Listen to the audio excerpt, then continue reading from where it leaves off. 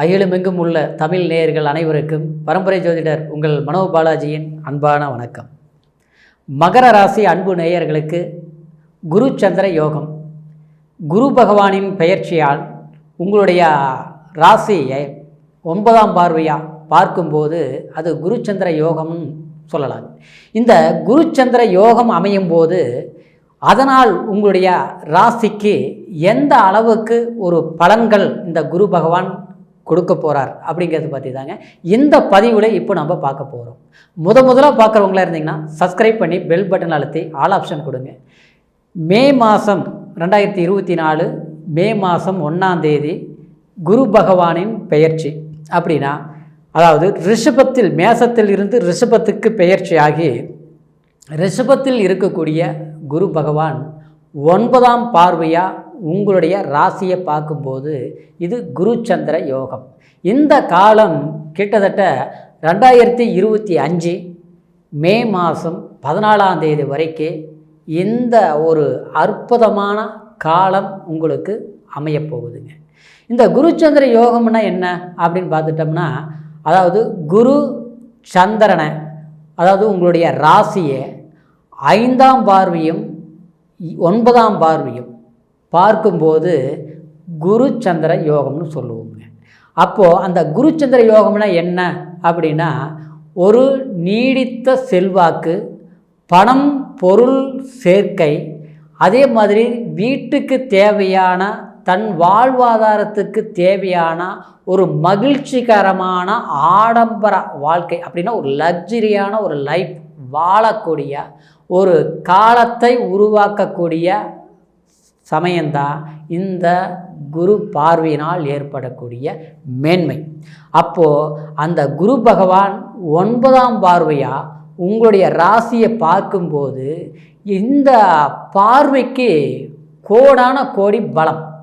அப்படிங்கும்போது இந்த 9ஆம் பார்வை தன் ஜென்மத்தை பார்க்கும்போது உங்களுடைய வாழ்க்கையில் எத்தனையோ கடந்த காலத்தில் சில பிரச்சனைகள் சந்திச்சிருப்பீங்க, வளர்ச்சி இல்லாமல் இருந்திருக்கு, பணம் புகழ் எல்லாமே. சிலர் பார்த்தோம்னா ரொம்பவுமே நேர்மையாக இருப்பாங்க, ரொம்பவுமே ஒரு திறமையாக நடந்துக்குவீங்க.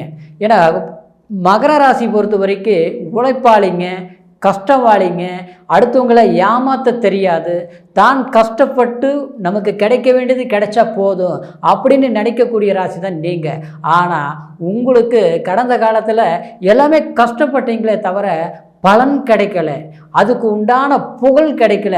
வேலை செஞ்சுட்டு இருந்த இடத்துலையே கூட பார்த்தோம்னா நீங்கள் நல்லா பாடுபடுவீங்க, உங்களால் அந்த இடத்துல முதலாளி வளர்ந்துருப்பாங்க. நீங்கள் வேலை செய்கிற ஒரு ப்ரைவேட் கம்பெனியாக இருந்தாலும் நீங்களுடைய உழைப்பு அங்கே அதிகமாக இருக்கும், ஆனால் உங்களுக்கு கிடைக்கக்கூடிய சம்பளம் குறைவாக இருக்கும்.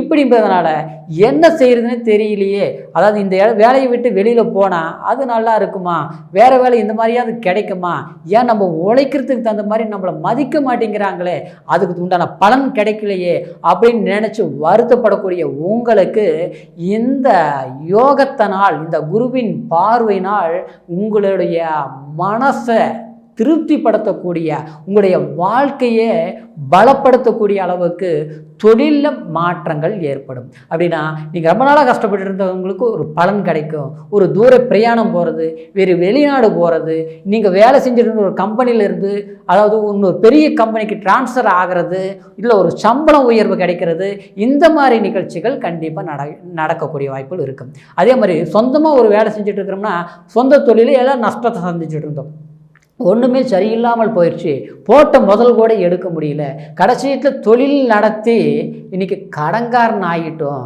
தொழிலில் நம்ம போட்டியை நினச்சவங்களுக்கு முன்னால் அருமையாக போயிட்டு இருந்தோம், இன்றைக்கி நம்ம பின்னால் வந்தவங்க நம்மளை பார்த்து பொறாமப்பட்டவங்க இன்றைக்கி அருமையாக தொழில் நடந்துட்டு இருக்குது, ஆனால் நமக்கு சரியில்லாமல் போயிடுச்சு, அவங்கள விட நம்ம கம்மியாக தான் நம்ம ஒரு லாபத்தை எதிர்பார்க்குறோம், ஆனால் நமக்கு நஷ்டம் வருது அப்படின்னு நினச்சி வருத்தப்படக்கூடியவங்களுக்கு தொழிலில் எதிர்பாராத குபேர யோகம் அப்படிங்கிற ஒரு சந்தர்ப்பம் கண்டிப்பாக கிடைக்கும். தொழிலில் ஒரு பெரிய இம்ப்ரூவ்மெண்ட், வளர்ச்சி, பணம் செல்வாக்கு பெருகக்கூடிய அளவுக்கு தொழில் முன்னேற்றம் கண்டிப்பாக நடக்குங்க. அதே சமயம் குடும்பத்தில் சில விஷயங்கள் பார்த்தோம்னா சில திருமணமே கூட எல்லாமே பொண்ணு அமையும், ஒரு கல்யாணம் ஆகாதவங்களுக்கு பொண்ணு அமையும், எல்லாம் பேசியாச்சு, எல்லாமே சரியாயிருச்சு, ஓகே. கடைசி நேரத்தில் என்னென்னா எல்லாம் பேசி முடித்த பிறகு அந்த திருமணம் நின்று போயிடும்.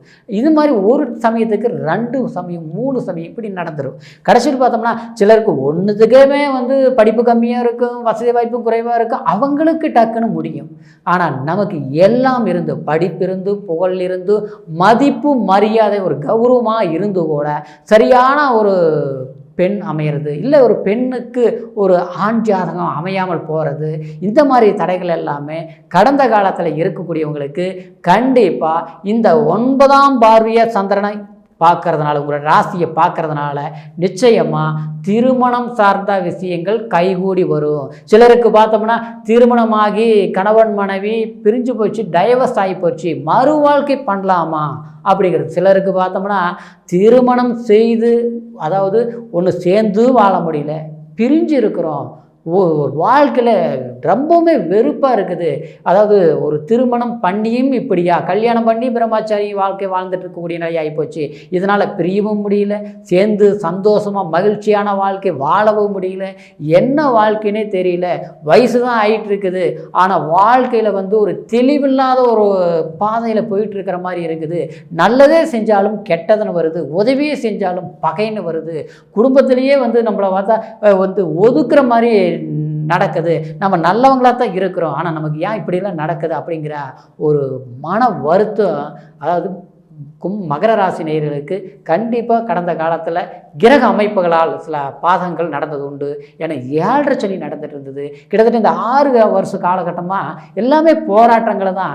எத்தனையோ வேலைகள் கைவிட்டு போகிறது, சில வசதி வாய்ப்புகள் இருந்தும் அதை சறுக்கல் ஏற்படுறது, பணம் சம்பாரிச்சும் அதை சரியான முறையில் பயன்படுத்த முடியாமல் போகிறது, அடுத்தவங்களுடைய இடைஞ்சல்கள் அதிகமாக இருக்கும். நீங்கள் உங்கள் பாட்டில் நீங்கள் இருந்தாலும் அடுத்தவங்களால் உங்களுடைய நிம்மதி இழக்கக்கூடிய ஒரு சூழ்நிலைகள் எல்லாமே ஏற்பட்டிருக்கும். இந்த எல்லாமே ஒரு முற்றுப்புள்ளி கிடைக்கக்கூடிய ஒரு காலகட்டமாக இந்த 2024 மே மாதம் 1ஆம் தேதியிலிருந்து 2025 மே மாதம் 14ஆம் தேதி வரைக்கும் பார்த்துட்டோம்னா நீங்கள் எதிர்பார்க்கக்கூடிய காரியங்கள் ஜெயமாக்கி அடுத்தவங்களுக்கு முன்னால் வாழ்ந்து காட்டி நிச்சயமாக சொல்ல பாருங்கள், உங்களுக்கு என்ன ஒரு இப்படி தான் வாழணும்னா அந்த வாழ்க்கை அமையக்கூடிய சந்தர்ப்பங்கள் கண்டிப்பாக மகர ராசி நேயர்களுக்கு அமையத்தான் போகுதுங்க. சில பேர் வெளிநாடு போகணும்னு நினச்சிட்டு இருப்பீங்க, நான் அருமையாக படிச்சுட்டேன், நல்லா சம்பாதிக்கணும், நம்ம உழைப்புக்கு தகுந்த ஒரு பலன்கள் கிடைக்கணும், அதனால் நம்மளுடைய கனவு நினைவாக்கணும் அப்படின்ட்டு தூர பிரயாணங்கள் போய் ஒரு நல்ல ஒரு இம்ப்ரூவ்மெண்ட்டை எதிர்பார்க்கணும்னு நினச்சிருப்பீங்க. அது கடந்த காலத்தில் நினைப்பீங்க, அது மாதிரி அமையிற மாதிரியே இருக்கும், சரியாக அமையறதில்லை, தடங்களாகிட்டு இருக்கோம். ஒரு விஷயம் நீங்கள் ஒரு முயற்சிகள் எடுத்தும் பலனெல்லாம் போகும். சில பேர் பார்த்தா முயற்சி எடுக்காமல் இருப்பாங்க, அவங்களுக்கு ஈஸியாக கிடைக்கும், ஏன் நமக்கு மட்டும் இப்படி சோதனைகள் நடக்குது அப்படிங்கிற ஒரு வருத்தமெல்லாம் பட்டிருப்பீங்க. ஆனால் இந்த காலகட்டத்தில் நீங்கள் எதிர்பார்க்குற மாதிரியே எல்லா அமைப்புகளும் உங்களுக்கு கைகூடி வரும். கண்டிப்பாக நிச்சயமாக நீங்கள் வெற்றி ஒரு வாய்ப்புகள் உங்களுக்கு இந்த நேரத்தில் நீங்கள் சந்திப்பீங்க. மனக்கசப்புகள் விலக்கி மனம் மகிழ்ச்சியான ஒரு வாழ்க்கை தொடங்கக்கூடிய ஒரு காலமாக இருப்பதனால, அதாவது குடும்ப வாழ்க்கையும் இனிக்கும், தொழில் சார்ந்த வேலை வாய்ப்பு சார்ந்த பிரச்சனைகளும் உங்களுக்கு விலகி ஒரு நிம்மதியான ஒரு தொழில் செய்யக்கூடிய ஒரு ஆடம்பரமான ஒரு வாழ்க்கை வாழக்கூடிய சந்தர்ப்பங்கள் இந்த காலகட்டம் அமையுங்க. அதனால் நீங்கள் முயற்சிகள் பண்ணுங்கள், கண்டிப்பாக வளர்ச்சி நிச்சயம்ங்கிறதுல மாற்று கருத்து கிடையாது. இருந்தாலும் நான் சொன்ன பலன்கள் கோச்சார ரீதியில் ஏற்படக்கூடிய இந்த குரு பார்வையினால் ஏற்படக்கூடிய குரு சந்திர யோகம் இருந்தாலும் உங்களுடைய பிறப்பு ஜனன ஜாதகத்திலையும் தசாபுத்தி எப்படி இருக்குது அப்படிங்கிறது ஒரு முறை சோதனை பண்ணி பார்த்துக்கோங்க. ஏன்னா பிறப்பு ஜாதகங்கிறது லக்னத்தை வச்சு பார்க்குறது, நம்மளுடைய லக்னம் என்ன, அதே மாதிரி என்ன தசாபுத்தி நடக்குது அப்படிங்கிறது தெரிஞ்சதுன்னா அதனுடைய நல்ல பலன்கள் உள்ள ஒரு தசாபுத்தியாக இருந்ததுன்னா இன்னும் அது உங்களுக்கு இன்னும் சாதகமாக இருக்கும், அது பாதகமாக இருக்குது அப்படிங்கிறது நீங்கள் உங்களுடைய ஜாதகத்தை பார்த்து தெரிஞ்சுக்கோங்க. உங்களுடைய ஜாதகத்தை என்கிட்ட பார்க்கணும்னு நீங்கள் நினச்சிங்கன்னா கீழே இருக்கிற நம்பருக்கு ஃபோன் செய்து பிறந்த தேதி, பிறந்த நேரம், பிறந்த ஊர் இது 3ஐயுமே தெரியப்படுத்தி பொறுமையான நேரத்தில் அருமையான உங்களுடைய பலன்களை முழுமையாக தெரிஞ்சுக்கிட்டு முயற்சிகள் பண்ணுங்கள். கண்டிப்பாக உங்களுடைய வாழ்க்கையில் வளர்ச்சி நிச்சயம் உண்டு அப்படிங்கிற ஒரு மன மகிழ்ச்சியோடு மீண்டும் அடுத்த பதிவில் உங்களை சந்திக்கிற வரைக்கும் நன்றி, வணக்கம்.